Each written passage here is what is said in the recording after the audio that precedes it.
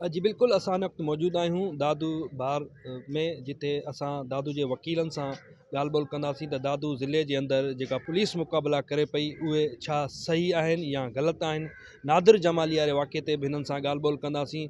वारसनि पारां अॼु दादू में उन बाबति रैली रखी वई आहे, पुरअमन नमूने सां एहतिजाज कयो पियो वञे। हिन महिल असां सां दादू जा वकील जेके आहिनि उहे असां सां मौजूदु आहिनि। असां उन्हनि सां ॻाल्हि ॿोल कंदासीं त उन्हनि जो छा चवणु आहे। साईं ईअं सम्झो त पुलिस मुक़ाबला जेके आहिनि 90 खां 98% इहे कूड़ा हूंदा आहिनि। सियासी बुनियादनि ते या भोतारनि जे चवण ते इहे पुलिस मुक़ाबला कया था वञनि। ऐं तव्हां जेकॾहिं ॾिसंदव न त इन्हनि में स्टोरी जेका बि आहे सेम तव्हांखे मिलंदी। वञूं पिया गश्त ते एंट्री रखीसीं, हे थियो स्टोरी सेम हूंदी आहे। ऐं को बि कानून खां मथां न आहे, पुलिस हुजे ऐं जेकॾहिं भोतार हुजनि, केर बि हुजे, कानून खां को बि मथां न आहे। कानून सभिनी जे लाइ बराबरि आहे ऐं हिननि खे खुली छूट ॾिनी वई आहे त जंहिंखे वणेव तव्हां तंहिंखे मारे छॾियो, जंहिं ते वणेव तव्हां FIR करे छॾियो। कलम हिननि वटि आहे न, पोइ वरी पुठियां लिखी था छॾनि त हिन सां मुक़ाबिलो थियो, हिन एतिरियूं गोलियूं हलायूं।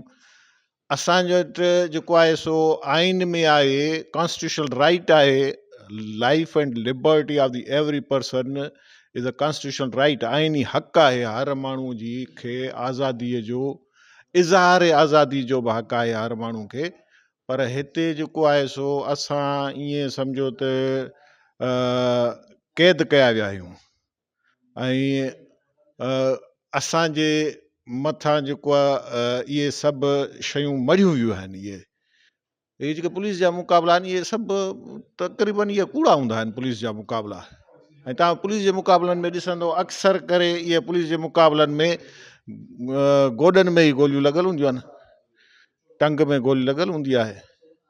ऐं जेकॾहिं पुलिस ज़ख़्मी थींदी कान्हे का, पर जेकॾहिं ख़ुदा न ख़ास्ता कंहिंखे मारणो हूंदो त न, पोइ पुलिस खे पाण ई वरी ज़ख़्मी पाण कंदा आहिनि, पोइ वरी इनकाउंटर करे उन शख़्स खे जेको आहे सो हलाए छॾींदा आहिनि। ॾिसो, पुलिस मुक़ाबला जेके बि थियनि पिया था, इन्हनि जी का बि इंक्वायरी कोन थी थिए।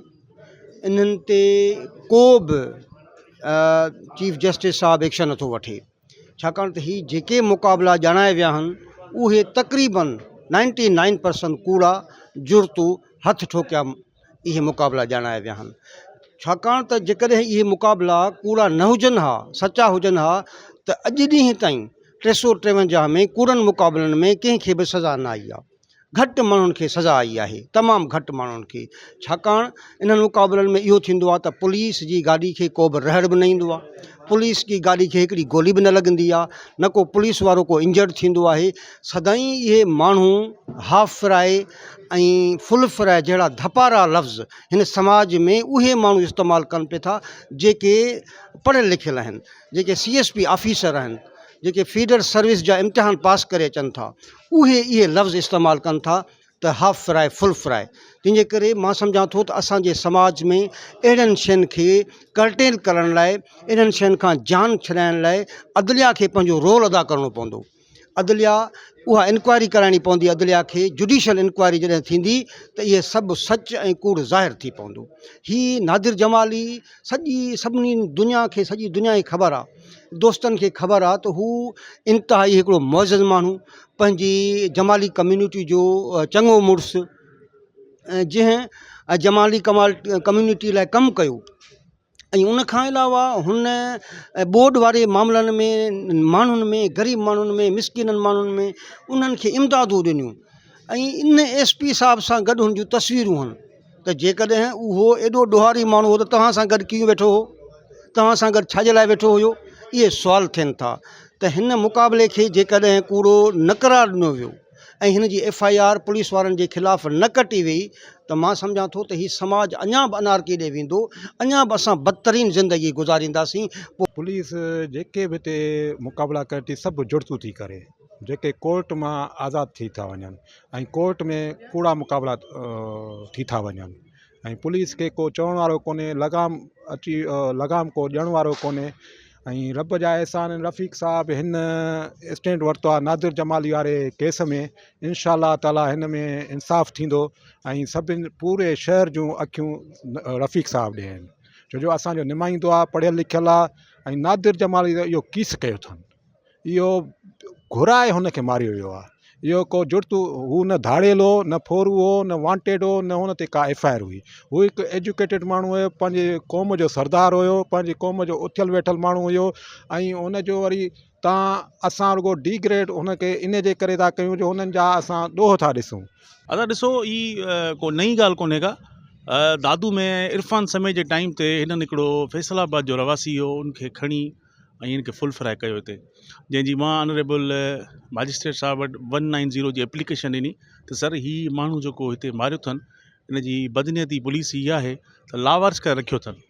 अहिड़ो साॻियो ई मैटर ॿिए ज़िले में थियो त उनजी बायोमेट्रिक न करण जे करे SSP उन्हनि खे सस्पेंड करे छॾियो। पोइ इहो मैटर DIG IG ताईं वियो, आख़िर में सरार लाशारी मुक़ररु थियो। सरार लाशारी मुक़ररु थियण खां पोइ इन्वेस्टिगेशन पूरी थियण खां पोइ इहो वाज़े थियो त हिननि इहो कूड़ो मुक़ाबिलो कयो आहे, ऐं अलहमदुलिल्लाह हिननि खे हाणे कुझु ॾींहं पहिरीं ऑनरेबल फर्स्ट एडिशनल साहब 201 सेक्शन जे तहत सज़ा बि ॾिनी ऐं 10 लाख रुपया ॾंड बि आयो। हाणे ॻाल्हि इहा आहे त नादिर जमाली जो पुलिस रिकॉर्ड पुलिस मैनेज करण जे लाइ लॻी पई आहे, ऐं पुलिस पंहिंजो मोराल किराइण लाइ हिकिड़ा टाउट जेके आहिनि फेसबुक जी आइडियुनि तां हिकिड़ी वीडियो रखी अथनि, जंहिंमें वीडियो में हू 11-12 जो इंसिडेंट आहे जेको दादू जो रवि आहे, ओनर आहे वाइन शॉप जो, उन जे दुकान ते हू वियो आहे, हू हुन सां दोस्ती आहे, उनजो छा आहे 11-12 जी वीडियो लॻी पई आहे जेका फेसबुक ते हले बि थी, माना डिसंबर जी आहे। पुलिस उन राति इनकाउंटर करण खां अॻु में उहा उन्हनि जी CCTV खणी वई आहे। CCTV खणी वञण खां पोइ पुलिस खे एॾी हमदर्दी हुई त पोइ 11-12 जेको वाक़ियो आहे त पोइ तव्हां डिले FIR छो कई आहे 7 तारीख़ ते? 7 तारीख़ ते तव्हां भुंग जी FIR कई आहे। ऐं वॾी शेमफुल ॻाल्हि आहे त मां जनाज़े निमाज़ ॾिठो त रवि जेको मालिक आहे उहो उते ई उनजे बीठो आहे। जॾहिं मालिक खां लाख रुपया फुर थो करे त पोइ उनजो छो वेंदा होॾे? जी नाज़रीन, तव्हां दादू बार जे वकीलनि जूं ॻाल्हियूं ॿुधियूं। इन्हनि जो चयो त जेके ही पुलिस जा मुक़ाबला आहिनि उहे जड़तूं आहिनि, इन्हनि जी जुडिशनल इंक्वायरी कराई वञे। इन्हनि जो इहो चवणु हो त अॼु जेको नादिर जमाली जेको पुलिस जे जेको आहे बेगुनाह जेको शहीद कयो वियो आहे, उनजे जेको धरणे में हू भरपूर नमूने सां शिरकत कंदा। हिननि जो इहो बि चवणु आहे त पुलिस जेका मुक़ाबला करे थी, छा पुलिस जो एतिरो निशानो